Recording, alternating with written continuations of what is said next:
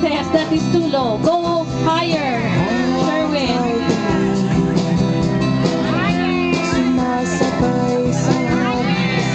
It is me high. Guess you wanted to go higher? You can do better, Sherwin.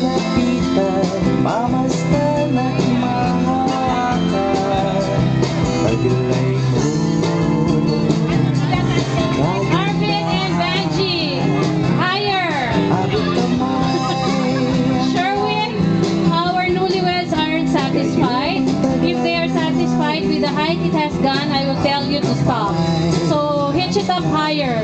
You can do better, Sherwin. You're so nervous. Relax.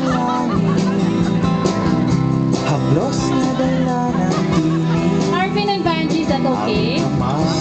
Okay. Sherwin and Rana, please stand. You can't leave yet. May I request our two couples to stand alongside each other?